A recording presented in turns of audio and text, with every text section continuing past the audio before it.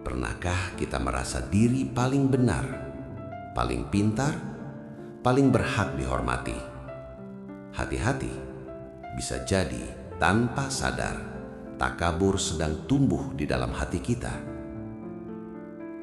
Takabur bukan hanya tentang harta dan jabatan. Takabur bisa bersembunyi di balik ilmu, ibadah, bahkan akhlak yang terlihat baik. Dan yang lebih mengerikan, Allah membenci sifat ini. Hari ini, mari kita duduk sejenak, bukan untuk menghakimi orang lain, tapi untuk bercermin. Apakah takabur pernah singgah di hati kita? Apa itu takabur dalam Islam? Takabur atau sombong adalah sifat membanggakan diri, merasa lebih tinggi, lebih mulia, dan lebih hebat dibandingkan orang lain. Dalam Islam, takabur bukan sekedar sikap, ia adalah penyakit hati. Orang yang takabur memandang dirinya besar, sementara orang lain ia pandang kecil. Rasulullah Shallallahu Alaihi Wasallam bersabda bahwa tidak akan masuk surga orang yang di dalam hatinya terdapat kesombongan, walau sebesar biji sawi. Mengapa? Karena takabur bertentangan dengan akhlak seorang mukmin. Akar takabur yaitu ujub. Takabur tidak lahir begitu saja, ia berawal dari ujub. Ujub adalah rasa kagum berlebihan pada diri sendiri, merasa diri hebat tanpa perlu pembanding.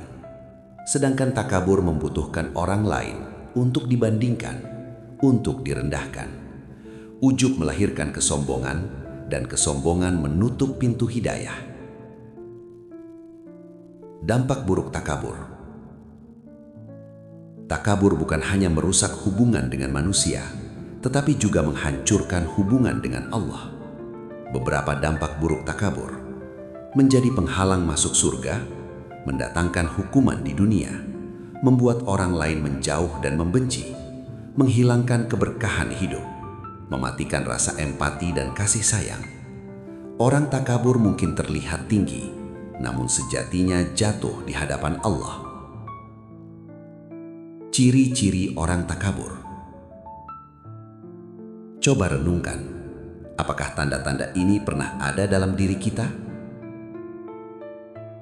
Merasa semua ide dan pendapatnya paling benar, enggan belajar karena merasa sudah tahu segalanya, menyalahkan orang lain saat gagal, senang dipuji dan gelisah saat dikritik, bangga berlebihan pada harta, ilmu, atau ibadah, tidak senang melihat orang lain berhasil, merendahkan, mencela, dan mengecilkan orang lain, kehilangan rasa hormat dan saling menghargai. Takabur sering menyamar sebagai kepercayaan diri, padahal sejatinya adalah kesombongan yang halus. Penyebab seseorang menjadi takabur. Mengapa manusia bisa terjatuh dalam takabur?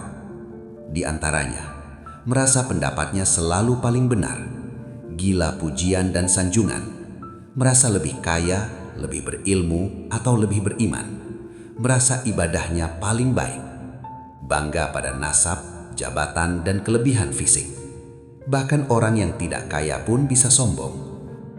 Takabur sering hadir dalam bentuk yang kita anggap sepele, suka memuji diri sendiri, meremehkan orang lain, memalingkan wajah saat berjumpa, berlagak dalam berbicara, berlebihan dalam berpakaian demi dipuji, sakit hati saat dikritik, selalu ingin terlihat paling hebat. Padahal kemuliaan sejati bukan pada penampilan, tetapi pada kerendahan hati. Cara menghindari sifat takabur. Pertama, bangun percaya diri yang sehat. Percaya diri bukan berarti merendahkan orang lain. Sadari kita punya kelebihan, tapi juga banyak kekurangan. 2. Latih kerendahan hati. Siapa yang meninggikan dirinya, Allah lah yang akan merendahkannya. Namun siapa yang merendah karena Allah, Allah akan meninggikannya. 3. Sadari ilmu kita sangat terbatas. Ilmu kita hanya setetes, sementara ilmu Allah seluas samudra. 4. Ingat, semua adalah anugerah. Wajah, fisik, kepintaran, dan kesehatan, semua hanyalah titipan sementara. 5. Pahami harta dan jabatan adalah amanah, bukan untuk disombongkan, tetapi untuk dipertanggungjawabkan.